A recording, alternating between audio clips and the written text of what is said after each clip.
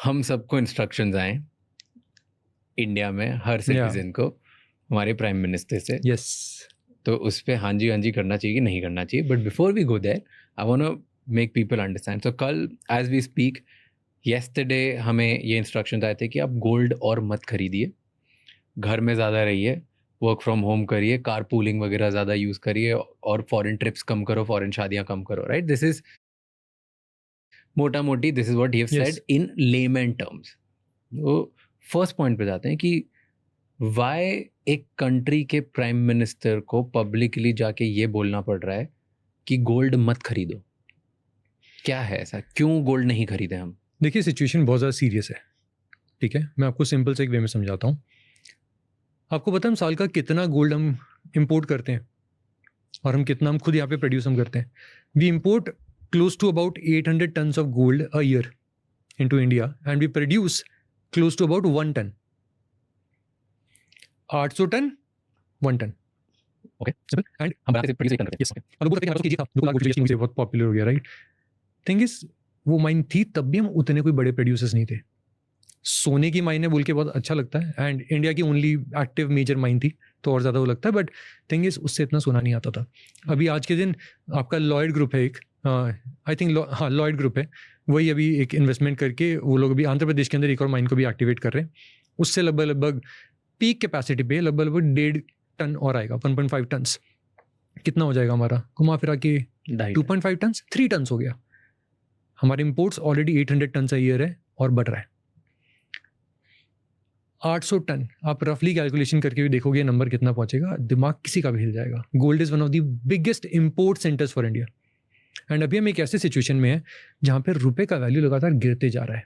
तो ये बिल जो है 800 टन से, अगर हम अगले साल दोबारा 800 टन ही मंगाते हैं, ये जो बिल है ये और बढ़ते जा रहा है, लेकिन वॉल्यूम में नहीं बढ़ रहा है, वैल्यू में उसकी वैल्यू बढ़ती जा रही है इंडिया के अंदर। That is a serious problem कि ये पैसा हमको बाहर चुकाना है। तो एक आम आदमी के लिए, मेरे लिए क्या फर्क पड़ता है? आपको यहाँ से इस तरह फर्क पड़ेगा कि अगर आप सोना और खरीदेंगे तो सोने की पेमेंट करने के लिए हमारी सरकार को चाहिएगा डॉलर, आरबीआई को चाहिएगा डॉलर, ये पेमेंट मोस्टली डॉलर्स के अंदर होती है।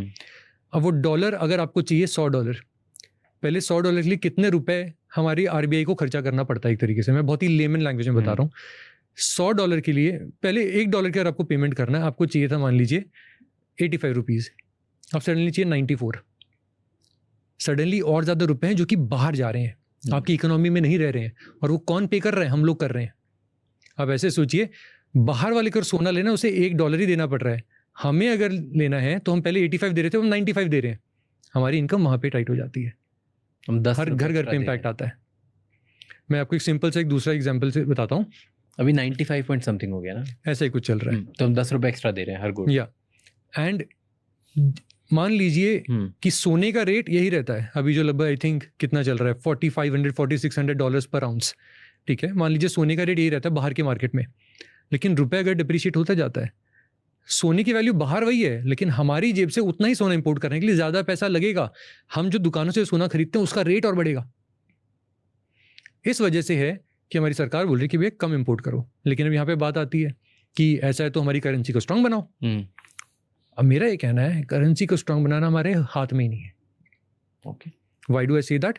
एक करेंसी की वैल्यू कहाँ से निकलती है? या तो उसके दो ही उसके तरीके हैं। नंबर 1, या तो आपकी करेंसी में बहुत ज़्यादा ट्रेड होता हो, ट्रेड तो ज़्यादा डॉलर में हो रहा है, रुपीज़ के ऊपर ज़्यादा ट्रेड नहीं होता। कुछ हमारे बॉर्डर शेयरिंग जो हमारे स्टेट्स हैं या फिर जो आसपास के हैं, मालदीव्स हो गया, नेपाल हो गया, भूटान हो गया, इनके साथ फिर भी थोड़ा बहुत चलता है। यूएई के साथ हमने 1-2 ट्रांजैक्शंस कर लिए, रशिया के साथ हमने बीच में बहुत किया, वो स्लो डाउन हो गया है, और ज़्यादा नहीं हो रहा है। सो वो वाला तो आप बढ़ा नहीं सकते हो, कैसे बढ़ाओगे? उसको बढ़ाने का एक ही तरह है ट्रेड वाले को कि आप लोगों के लिए वो चीज़ें बनाना शुरू करो जो कि बाहर वालों को आपसे चाहिए, वो हम ज़्यादा करते नहीं है। दूसरा तरीका है कि आप लोगों के लिए रिजर्व करेंसी बनना शुरू कर दो। लेकिन रिजर्व करेंसी आप कब बनोगे लोगों के लिए?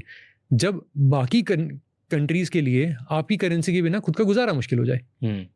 चाइना को पता था वो ट्रेड में इजीली डॉलर को रिप्लेस नहीं कर सकता। चाइना ने क्या किया?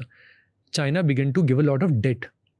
अब वो डेट को सर्विस करने के लिए ये आपके डेट में आपके 2 ऑप्शन होते हैं कि either you take dollar loan और you take yuan based loan. Yuan वाला अगर वो आपको पड़ रहा है 0.25 बेसिस पॉइंट सस्ता, तो जाम्बिया, केन्या,